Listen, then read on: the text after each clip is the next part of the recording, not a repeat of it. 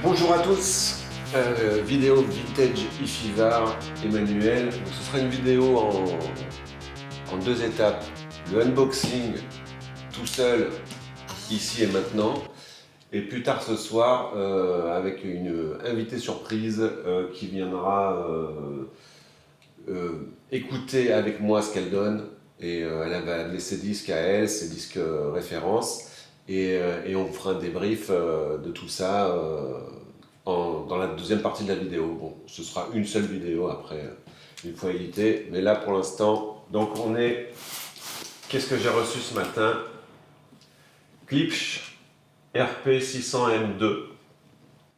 On va ouvrir avant d'en parler et on va voir ce que ça dit déjà, ne serait-ce que le look. Donc ce sont des enceintes là dont on parle un peu beaucoup en ce moment sur la toile. Le gros avantage, c'est qu'en ce moment, elles sont totalement en promotion. Donc elles ont été lancées à 700 €, je crois à peu près, c'était 699 ou même on le trouve, enfin ouais, je crois que c'était 699. Là, je crois qu'on on les trouve autour de 400 € en ce moment là. Donc si jamais, une fois la vidéo terminée, je vous ai convaincu, n'hésitez pas, c'est le moment. Donc c'est les RP 600M2, donc c'est l'évolution des RP 600M qui était un peu, qui avait encore peut-être, même s'ils avaient déjà essayé de changer un peu cette sonorité, là qui est censé vraiment, comment dire, changer du son Klipsch, un petit peu que les audiophiles qualifieraient que certains audiophiles qualifieraient d'un peu de criard, de in your face, un peu brutal et sans trop de subtilité. Là, apparemment, Klipsch, ils ont décidé de prendre une autre voix sonore, de garder quand même leur cap, parce que bon, il y a quand même des aficionados du son Klipsch, hein. C'est pas comme si tout le monde détestait Klipsch. Mais ils ont essayé d'y aller un peu plus mollo sur le son in your face et de partir un peu plus vers la subtilité. Qu'est-ce qu'on a de beau? Pas grand chose, et puis de toute façon on s'en fiche. Je pense que pour les specs, vous irez sur Google. Qu'est-ce que j'ai comme specs? Bon, oui, à part que la sensibilité, qu'elles sont annoncées à 94 dB, ce qui est excellent, mais apparemment, il y a quand même pas mal de controverses à ce sujet parce qu'apparemment Klipsch ferait leurs mesures différemment d'autres constructeurs, d'autres fabricants. Donc certains reviewers annoncent plutôt être dans les peut-être 88 ou 80, 90 dB avec selon les critères d'autres fabricants. Bon, en tout cas, on n'est pas sur une enceinte trop difficile à driver quoi qu'il arrive. Et voilà, alors première impression, hop, on devait avoir les grilles dans le... De toute façon, avec les grilles, c'est dans plein intérêt. Donc voilà, je vous les amène un peu devant, j'espère que je ne suis pas trop près. Hop,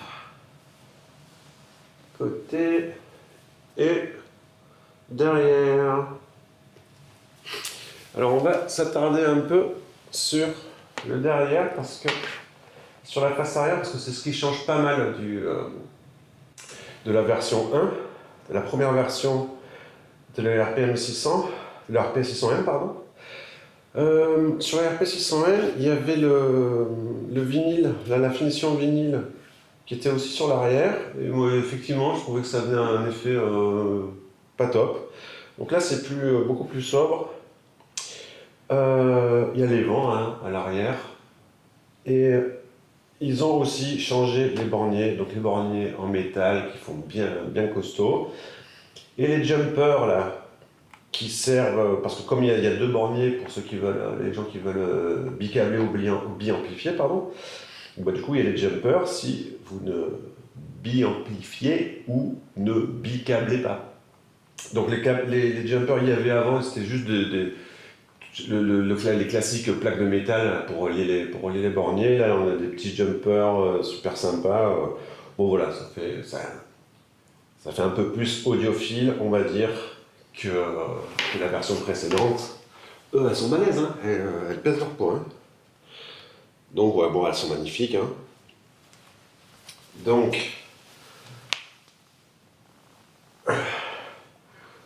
le boomer de 15 en céramique. Et on a le pavillon, là, le pavillon qui est étendu quasiment jusqu'au bord de la caisse. Ça aussi, il a été étendu par rapport à la version 1. Donc pour une meilleure diffusion des aigus, aigus et j'imagine dans le Twitter et le Twitter ils ont envoyé aussi le spectre du haut médium au médium aigu, donc une meilleure diffusion pour une meilleure spatialisation, une meilleure image. Et voilà quoi, donc le woofer en métallique. Moi, je sais pas exactement ce que c'est comme. C'est rare et métallique, quoi. Donc voilà. Qu'est-ce qu'il y a que je pourrais vous dire? On va peut-être les montrer avec la grille. Même si, à mon avis, ça n'a aucun intérêt. Et qu'il est évident que je ne les mettrai jamais avec la grille chez moi. Mais elles ont l'avantage d'exister, comme on dit. Hop. Et aussi petit plus, on va dire, pour monter un peu en gamme, c'est qu'elles sont magnétiques. Hop, donc les voilà, avec leur grille, bon, une sobriété monastique. Et si on enlève la grille, c'est quand même autre chose visuellement. Donc, ce qui va se passer, c'est que je vais installer tout ça. Je vais installer tout ça. Je vais vous parler peut-être du matos sur lequel on va écouter ce soir et sur lequel, donc à partir duquel on va vous faire une review des clips. On va écouter différents formats. Alors moi j'ai pas de DAC, donc on va écouter CD et vinyle, c'est tout. Donc pour le vinyle, il y aura la Pioneer PL51A, assez sympathique. Et là j'ai mis l'orthophon 2M Red, parce qu'elle est un petit peu en retrait. Et donc peut-être, elle est très douce quoi on va dire, et donc peut-être que ce sera un bon match avec les clips qui sont les clips qui sont un petit peu vives. Donc on va voir. Et si jamais ça sonne trop en retrait avec la deuxième, j'ai une Audio-Technica AT120E qui traîne, et j'en ai une autre qui traîne aussi quelque part. Enfin, j'en ai encore deux autres quelque part.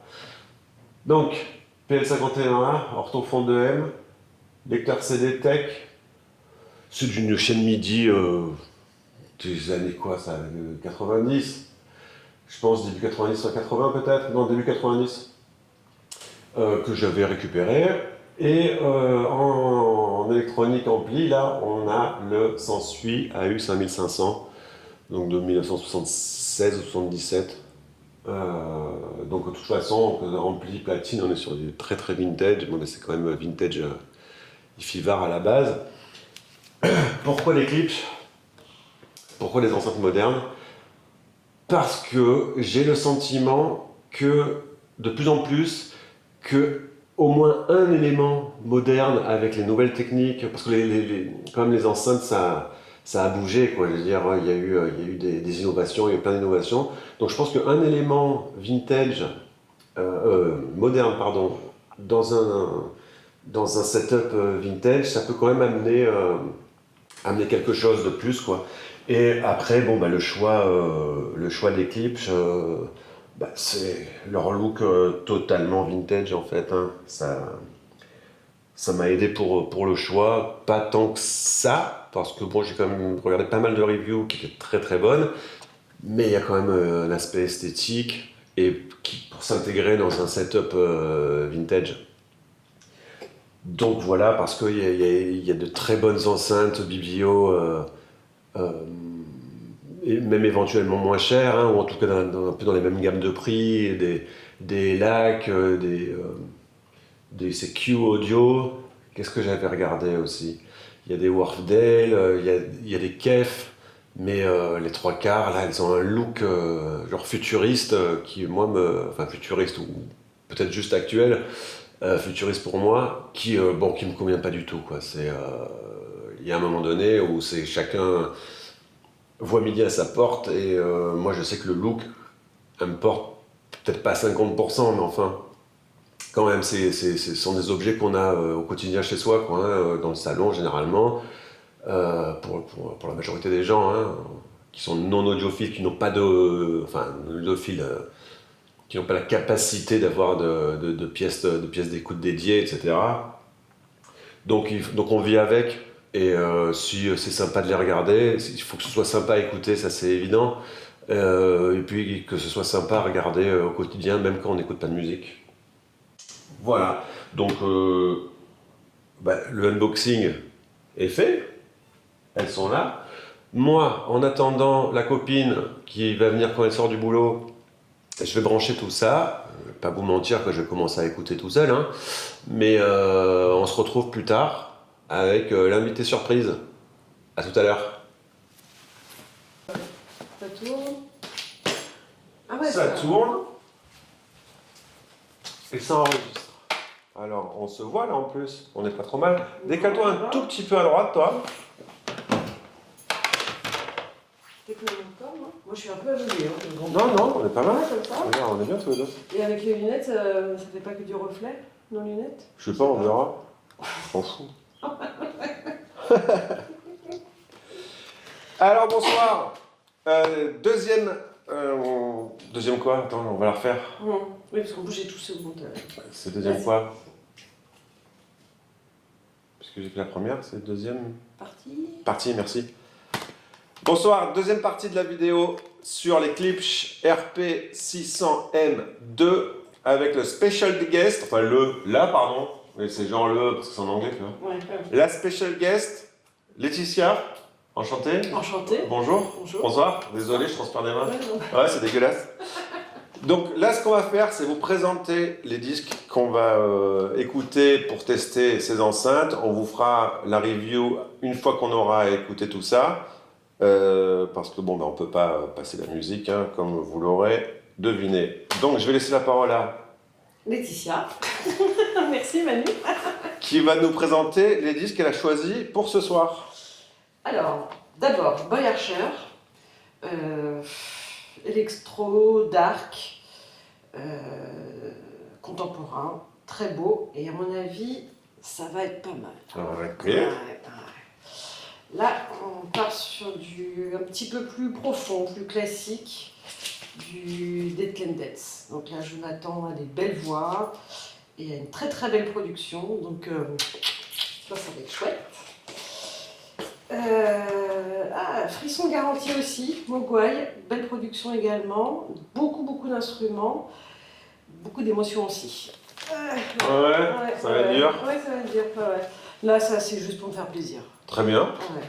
Baos, she's in the party. Ouais, voilà, ça c'est juste pour moi en fait. D'accord. Voilà. Et la pile ensuite de Dépêche Mode. Petite session Dépêche Mode. Bon, étant donné que je connais les morceaux par cœur, je voulais voir la différence. Non, mais c'est très bien. Bonnes enceintes. C'est ça qu'il faut.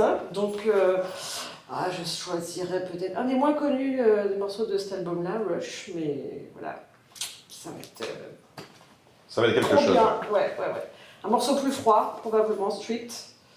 Parce que, pareil, à l'époque, beaucoup d'effets de musique qui avaient été rajoutés en lançant des cailloux sur des rails d'aluminium ou sur... Donc j'ai hâte d'entendre ça. Ok. Bon, Violator, n'importe quel morceau en fait. Là, c'est... On mettra au hasard. Ouais. Ah, mélange de luth et de guitare électrique. Donc du classique et en même temps un petit peu glacial. Une très très belle BO d'un très très beau film. Que j'ai toujours pas vu. Hein. Ah, J'ai honte, mais c'est comme ça. Ah, très très beau. Et électro, simple mais hyper efficace. Voilà, The Soft Moon. Donc là c'est effet garanti. On a fait le tour. Bon, ben ça s'avance plutôt bien. Alors moi, hormis les usual suspects de tests audiophiles, entre guillemets, Miles Davis, Kind of Blue, obligatoirement. Bon, c'est pas un pressage du tout exceptionnel. C'est un pressage tout à fait récent, mais bon, ça reste Kind of Blue. Le Shadé. Voilà, avec là, qu'est-ce qu'on a dessus? Donc l'album Promise, ça commence par Is It a Crime et Sweetest Amour en deux, donc on est tranquille là aussi. Donc ça, c'est un peu mes usual suspects audiophiles. Et après, pour tester un peu, je vais aller quand même dans des sentiers un peu moins battus. State of the World Address, c'est la State of the World Address de Biohazard. Donc, qui est quand même mieux produit que le premier, qui est déjà tout à fait écoutable, mais enfin, je pense que, voilà, vaut mieux, même si je préfère l'Urban Discipline, on va écouter celui-là. Donc, metal hardcore, on va dire. Ensuite, pour aller un peu dans tous les styles, cet album de Cypress Hill, Temple of Boom. Je sais pas quel morceau on va mettre, hein, on verra bien. Au feeling. Ensuite, pour avoir du digital et de la basse digitale, parce que j'ai commencé à écouter un peu, j'aimerais bien voir ce que ça donne de la vraie basse sur ces enceintes. Donc un album de Manu Digital. Donc comme le nom l'indique, c'est du reggae digital. Donc voilà, et là on mettra, moi j'aime bien le morceau avec King Kong et le morceau avec Queen Omega aussi. Bon, j'aime bien un peu tous les morceaux, mais on verra bien. Et au début c'était et ou, mais en fait ça va être et, parce que là on n'est pas sur du digital, toujours du reggae pour un peu tester les basses, parce que c'est ce que j'ai écouté dans l'après-midi, moi, pendant l'interlude, avant que le Decision arrive. Les basses, voilà, j'ai trouvé que c'était un peu compliqué. Donc on va se mettre 2 albums de reggae, un digital, un analogique, Steel Pulse, comment il s'appelle déjà? True Democracy. Et puis on se mettra sûrement un classique Ravers, ou c'est quoi l'autre là? Ouais, Ravers, c'est bien. Voilà. Ah non, les CD. J'ai pas fini parce que je voulais aussi écouter des CD. Donc, qu'est-ce qui est pas trop mal produit? Typo Negative. C'est October Rust, celui-là. Le morceau, on se mettra Love You to Death. Classique, le premier vrai morceau. Suicidal Tendencies, The Art of Rebellion, pareil, parce qu'il est pas trop mal produit. Et un ou plusieurs morceaux de la compile, la BO de la saison 3 de Twin Peaks. Alors en particulier, je voulais qu'on s'écoute Shadow des Chromatics. Et puis on verra si on continue un peu plus loin avec d'autres morceaux. Donc ça, voilà, ce qu'on vous a présenté, c'est la base. Est-ce qu'on va se laisser enflammer, écouter la moitié de disques présents dans cette pièce, on verra. En attendant, ce sera la base de notre review, donc qui viendra après notre écoute. Donc à tout à l'heure.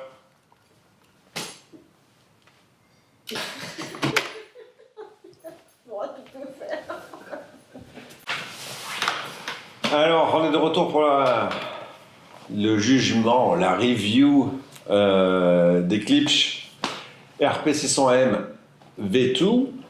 Et avant de laisser la parole à Laetitia, moi j'ai noté plein de choses, mais la dernière chose que j'ai notée, c'est que voilà, pour moi ces enceintes sont un peu une énigme. Et je vais laisser la parole à Laetitia. Ah oui, mais du coup, ça donne un ton, c'est vrai. C'est vrai que ça questionne. Ouais. Bon, comme je vous ai dit tout à l'heure, je m'étais fait plaisir pour écouter ce morceau-là. J'ai eu la sensation d'avoir écouté le disque. Voilà.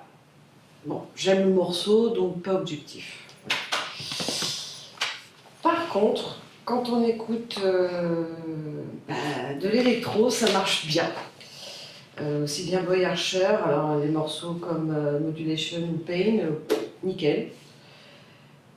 Tous les morceaux, je dirais même de Soft Moon, pas de problème. On a écouté toute une face au moins, non? Ouais. Ça marche bien parce que c'est froid. c'est rythmé, il n'y a pas de souci. Ça marche bien. Mais. Moi. Non, alors peut-être pas le mettre tout de suite. Les Dépêche Mode, alors je les ai pas tous écoutés finalement. J'ai eu la sensation, un peu comme le Baos, Ouais. d'avoir bien entendu l'album, d'avoir bien entendu tous les instruments, la voix, tout. C'est tout, pour l'instant. Après les Mogwai, je m'attendais à pas mal de sensations, ça marchait pas trop mal. Non, moi je me souviens que tu m'as dit, ça c'est super. Voilà. C'était sur Mogwai que tu m'as dit. C'est sur celui-là? Ouais, oui, sur celui-là où tu m'as dit, voilà. C'est impeccable, c'est parfait. Ça marche bien. Mais bon, il y a toujours des mais avec ces clips, c'est ça le problème. Ouais. Mais c'est sur celui-là. Voilà. Et je m'attendais à plus d'émotions, mais ça marchait bien quand même.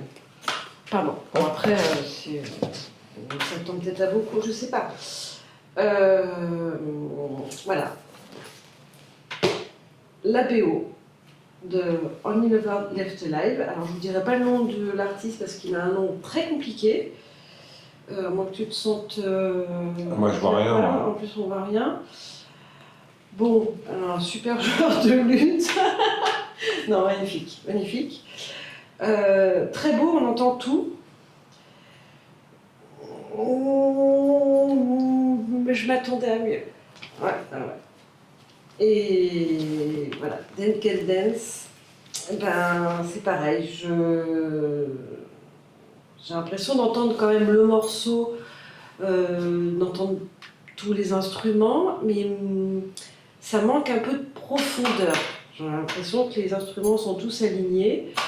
Et parfois, j'entends alors, toi, tu avais un autre terme, comme une espèce de traînée de basse qui traîne. Je n'ai pas d'autres mots. Et qui m'attirait un peu l'oreille. Alors, ce sont des termes tout à fait pas techniques, parce que je sais pas. Ouais, mais c'est très intéressant. Mais c'est mon ressenti. La majorité des gens qui vont regarder cette vidéo ne sont pas des grands audiophiles. Hein. Et puis de toute façon, c'est pas notre créneau non plus. Nous, notre créneau, de toute façon, si tu fais une review de clips, c'était pas un audiophile de malade hein, déjà. donc voilà, c'est le ressenti et tes mots à toi. Et c'est pour ça que je t'ai invité, c'est pour avoir tes mots et tes ressentis avec tes disques que tu avais hâte d'écouter. Ouais. Voilà, tu avais hâte d'écouter parce que aussi c'est intéressant de savoir d'où on part entre guillemets juste avant. C'est-à-dire que toi, tu as un setup chez toi 100% vintage. Oui. On va pas se mentir, tu as une platine vintage et une platine Technics vintage. Ton ampli, je sais plus ce que c'est, Continental Edison, c'est quoi? Je sais plus. Pas grave, oui, c'est 70s. Tu as un setup 70s. Donc super, magnifique et tout, très beau, tout ça. Mais bon, c'est sûr que tu es venu, toi, en te disant, je vais entendre un truc de malade par rapport à ce que j'ai chez moi. Voilà. Alors, c'est sûr, c'est mieux que chez moi. Mais pas autant que je voilà, l'espérais. Ok. Donc, il y a une sorte de presque une déception, en fait. Alors non, c'est que je m'attendais à beaucoup plus, comme peut-être tous, hein, mais elles sont très bien, mais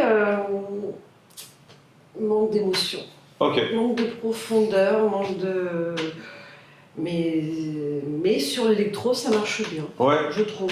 Ben, on avait commencé par Boy Archer, je crois. Ouais.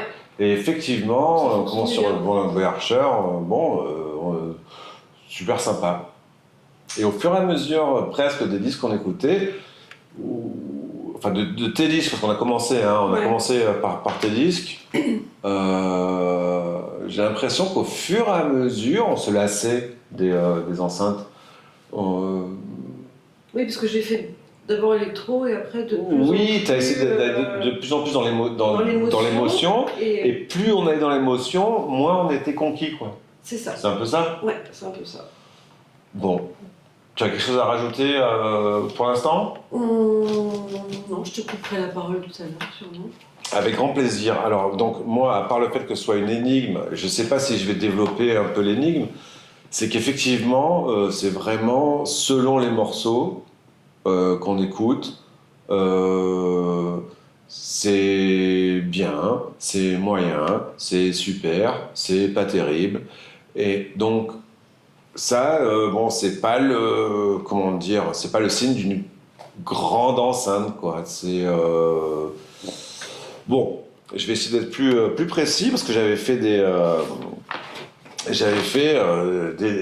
notes, les plus, les moins. Je vais commencer par les plus.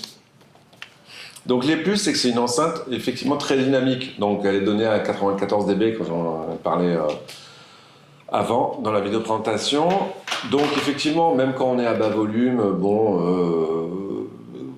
le son il est devant, on entend tout et bon, c'est dynamique et c'est pas trop mal comme moi, on aime bien. Enfin, moi, j'écoute souvent à faible volume en fait. Donc pour ça, c'est pas mal. Pour ça, elles sont pas mal. À faible volume, elles sont très dynamiques et on entend tout. On n'a pas besoin de monter le son pour entendre des détails, etc. Donc ça, c'est pas mal. J'avais mis aussi dans les positifs que c'était parfait pour quelqu'un avec un petit budget et éventuellement une grande pièce. Ou qui veut écouter en extérieur, etc. Parce qu'en fait, elles envoient quand même, elles projettent beaucoup. Donc ce qui fait qu'on peut être assez éloigné et entendre toujours très bien. Et même moi, je trouve qu'on entend mieux un peu plus éloigné que proche. Proche, elles sont un peu agressives. C'est vrai qu'on a essayé même Oui, de se de chaque côté, plus loin. Et c'est vrai que ça marchait bien. Bah, il y avait des endroits où en fait, quand on était un peu décalé sur le côté, finalement c'était plus agréable, peut-être parce que les aigus nous agressaient un petit peu moins. Non pas que les aigus soient agressifs, mais une sorte d'équilibre qui est pas complètement là. Disons qu'elle ne pardonne pas si la production est moyenne. Ça, c'est un sujet. Voilà, c'est que ça c'est un sujet. J'en parle. Effectivement, c'est dans les moins. Donc, je trouve quand même que le son est assez détaillé. On va pas se mentir. Voilà, le son est assez détaillé. On l'entend bien. La spatialisation est correcte. L'image est correcte. On arrive à peu près de temps en temps, selon les morceaux, à oublier les enceintes. Voilà. Qu'est-ce que j'avais dit? Alors ça, c'était dans les plus. Alors c'est dans les plus, dans les moins. C'est dans les entre les deux. C'est qu'il faut un temps d'adaptation. C'est-à-dire que moi, je vais pas vous mentir. La première fois quand je les ai branchés avant que l'édition arrive et que j'ai mis le premier morceau, je me suis dit oh là là là là là, c'est pas terrible. Hein. Et puis j'ai laissé tourner quelques heures le temps que tu arrives et le temps que mon oreille se fasse à cette enceinte qui est totalement différente de ce que j'avais avant, où tu relativises, enfin ton cerveau, je sais pas comment ça fonctionne, l'acoustique, mais tu te dis, voilà, tu t'habitues à ce son clip, et c'est très bien, je veux dire, c'est du bon son, c'est une bonne qualité, on peut pas cracher dessus. Est-ce que j'avais encore du positif? Oui, ça c'est pas mal, c'est que donc il y a des gens qui ont une pièce d'écoute ou quand ils décident d'écouter de la musique, se posent quelque part entre les enceintes et écoutent de la musique. Et la plupart des gens, en tout cas moi, mais je pense que c'est la plupart des gens, on met la musique et puis on vaque un peu à nos occupations à la maison, on se déplace. Et ça, quand on se déplace, que ce soit en profondeur, on va dire, ou sur les côtés, etc., même quand on change de pièce, on entend quand même bien la musique. Sans mettre trop fort. Sans mettre fort, Ouais. ça projette bien, on entend bien partout, même si on change de pièce, le son n'est pas complètement coupé, ou des fréquences sont pas complètement coupées. Donc ça, c'est quand même un point super positif, c'est qu'on peut se déplacer, on peut se déplacer chez soi et quand même avoir une écoute de qualité. Je vais du coup passer au point négatif. Alors que je vais peut-être, comment dire, mitiger, parce que ça c'est... J'ai commencé à écrire ça cet après-midi tout seul. Donc je n'étais pas encore habitué au son, mais on verra au fur et à mesure. J'avais écrit directement la basse manque de détails et est assez brouillonne. Je crois que c'est pas complètement faux. Ça dépend des morceaux. Ça dépend des morceaux, Ouais, mais ouais. c'est ça qui est problématique. C'est pour ça que je disais en intro que c'était une énigme. C'est-à-dire que vraiment, selon les disques, on a l'impression que c'est pas la même enceinte. Non, Et ça, c'est assez particulier. Et il y a des morceaux, pour moi, voilà, j'avais noté que ça sonnait limite un peu fake, comme sur des enceintes Bluetooth, genre les JBL, là, les machins, là, ou d'autres, qui en fait, ont des haut-parleurs comme ça, et forcent les graves, et qui en fait, on n'entend pas les notes, c'est juste du bout, quoi, bruit. voilà, une sorte du bruit de fond de basse. Et il y a certains morceaux où j'avais l'impression que c'était ça, quoi. Et après, quand on a écouté du reggae, non, bon, en fait, c'était pas spécialement le cas. On entend les notes, le son est correct, mais il y a un truc bizarre dans ces enceintes. Aussi que donc le son Klipsch, il est toujours présent, il est amoindri, il est plus calme, mais c'est quand même une présentation en avant. Tu vois ce que je veux dire par rapport à ce qu'on a écouté après, où là c'est en avant, t'as l'impression tu peux pas échapper au son, quoi. Oui, il y a pas de enfin, il y a eu certains morceaux d'électro où il y avait une espèce d'espacement, mais c'était assez rare en fait. Ouais. Et puis ça projette, quoi. T'as les enceintes là, le son, boum, il t'arrive là et on va pas dire qu'il t'agresse, le son il t'agresse pas. Non, mais c'est droit. Il est un peu, il te vient un petit peu dans la figure quand même, quoi.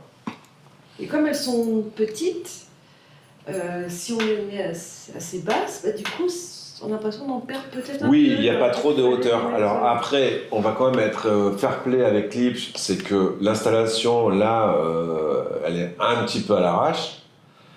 Comme je les ai placées. Bon, là on les voit mal placées. Je les ai séparées du mur. Elles étaient vachement plus en avant tout à l'heure pour l'écoute. Oui, c'est juste que là, je les ai remises. Donc il n'y avait pas de problème avec le mur du fond. Par contre, en fait, j'avais des stands qui... je pouvais pas les mettre sur les stands, donc elles sont positionnées sur d'autres enceintes. Alors à tout moment, ça vibre un petit peu plus, etc. Mais après, quand on écoute des bonnes enceintes, limite des vraiment bonnes enceintes, peu importe où on les place, peu importe les circonstances, boum, on entend direct que c'est très très bon, quoi. Donc là, c'est pas idéal. Il y a certainement avec des stands de qualité bien positionnés, etc. Ça aurait été mieux, mais enfin, là, c'est un peu le son brut de ces Klipsch. C'est sympa, mais voilà. Et moi, ce qui m'a préoccupé, c'est que je vous disais dans la vidéo tout à l'heure, dans le unboxing, que j'allais mettre la 2M Red d'Ortofon, donc qui est déjà quand même un peu en retrait, qui est pas in your face. On a écouté sur un Sansui qui est quand même déjà super chaleureux à la base, donc on avait quand même tout ce qui était avant les enceintes était déjà très chaleureux.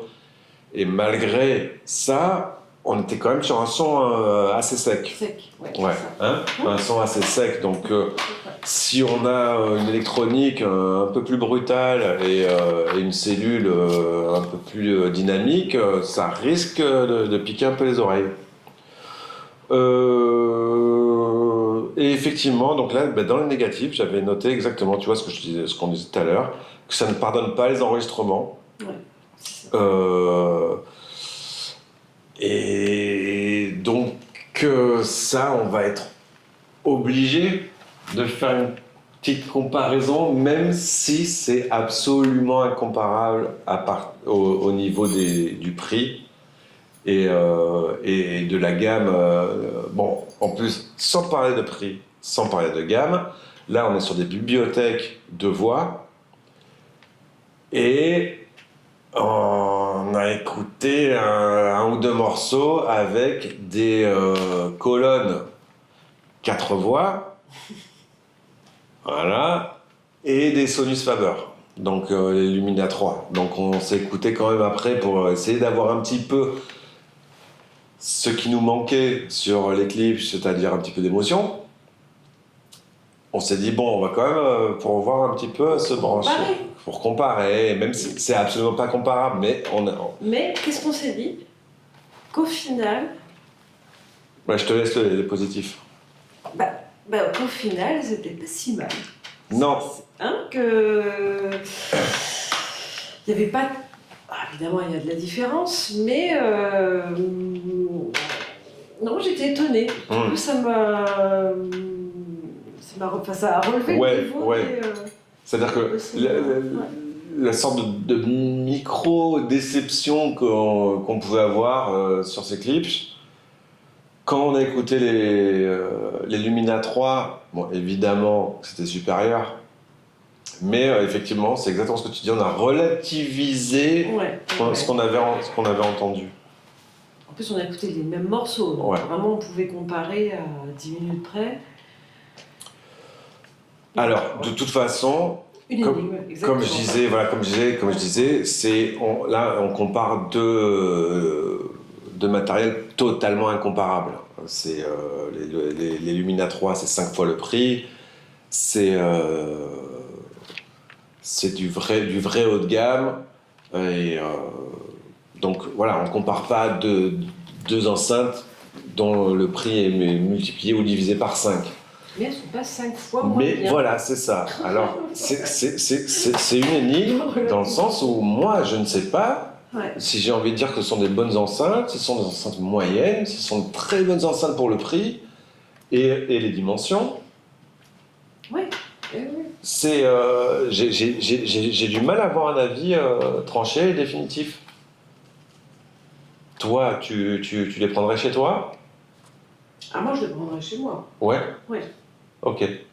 Sans hésitation par rapport à ce que tu as là. Non. Tu dis oui, moi, il n'y a pas de souci. Moi, je les prendrais chez moi. Ok. On me les offre, je les garde. Alors, on te les offre, tu les gardes. Maintenant, si tu dois, parce que normalement, les gens doivent les acheter. Oui. Est-ce que tu les achèterais? Parce que moi, si tu me les donnes, je les prends aussi. Maintenant, est-ce que tu les achèterais? Elles valent combien? 400, elles sont à 400 là. Vu la configuration de mon appartement, peut-être pas. Ouais, et pourquoi? Parce que j'ai un petit appartement et j'ai peu de profondeur. Ouais, et ce serait trop. Mais si j'avais un appartement plus grand, moi je dis pourquoi pas quand même. Ouais. Et puis après, plus tard, les colonnes, mais non, c'est. Disons que si on veut faire par étapes, c'est une belle étape déjà. Ouais. Non, ça, je suis assez d'accord. C'est-à-dire pour le prix qui est. C'est toujours une somme, 400 €, mais enfin, dans la hi-fi, etc., c'est pas énorme du tout comme prix. Je pense que si vous avez 400 € de budget pour des enceintes, ce sera compliqué de trouver mieux. Voilà, à mon avis, ce sont d'excellentes enceintes pour le prix. En plus, il y a le look, elles sont superbes. Alors, j'ai pas osé le dire tout à l'heure, mais c'est vrai qu'elles sont super belles en plus. Voilà. Et oui, mais ça compte, hein. Oui, Ça non, compte, hein. C'est le côté féminin, ça. Non, non, tu sais quoi, j'en parlais j'en parlais dans l'intro tout à l'heure, que c'est important c'est important. c'est important parce que tu les vois au quotidien et donc des enceintes certainement largement supérieures, mais des enceintes moches, j'en ai vu dans ma vie et je suis content de les écouter, mais j'ai pas envie de les avoir dans mon salon, tu vois, donc je préfère avoir même quelque chose. Voilà. Et proportionnellement à leur taille, finalement, c'est pas si mal. C'est pas si mal. Donc voilà, peut-être que notre seul problème est de pouvoir les comparer, parce que je les ai à domicile là, elles sont hors champ, mais elles sont pas loin. C'est finalement de les comparer à des enceintes qui valent 5 fois plus cher dans une autre gamme, etc. Donc forcément, partant des Sonus Faber Lumina 3, on est en dessous. Puis comparé à mes vieilles enceintes vintage et tout, c'est autre chose. C'est une autre écoute. Voilà, toi, on va dire que c'est au-dessus, c'est plus clair, c'est plus défini. Ouais. Mais et proportionnellement à leur prix, je trouve que ce sont de très bonnes enceintes pour le prix.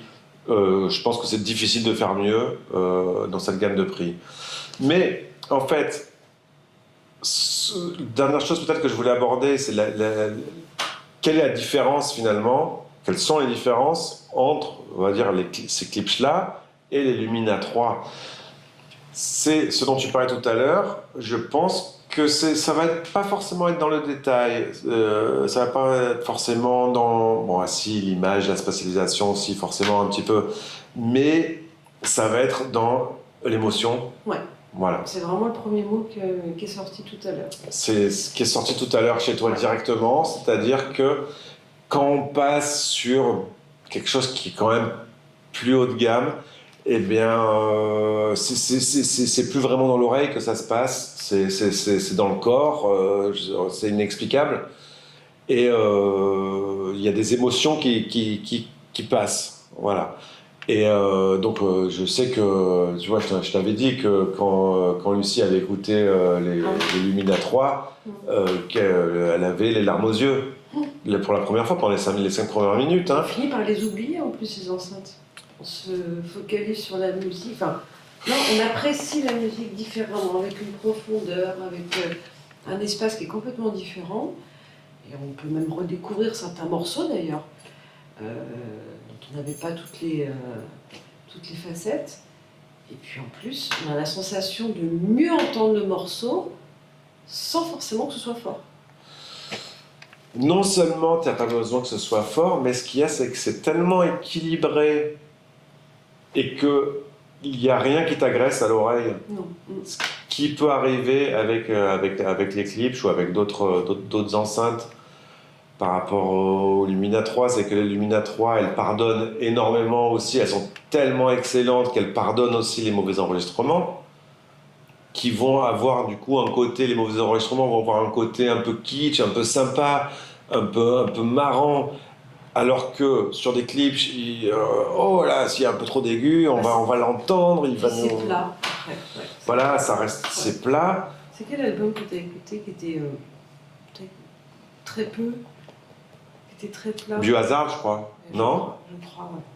Oui, parce que bon, moi j'ai pas fait la review avec les disques différents. C'était étonnant. Quasiment. Alors qu'on avait écouté un peu d'électro avant où ça allait très bien, et là, trop plat. Ouais. Donc moi, qu'est-ce que j'écoutais là? Parce que j'avais déjà écouté certains disques dont je vous ai parlé tout à l'heure, je les avais écoutés entre-temps. Là, j'ai écouté donc Biohazard, j'ai écouté on a écouté Biohazard, Cypress Hill. On a écouté du reggae aussi. Le reggae digital, là, Manu Digital, c'était très bien. Steel Pulse, c'était plat. Cypress Hill, c'était plat. Biohazard, c'était plat. Ouais.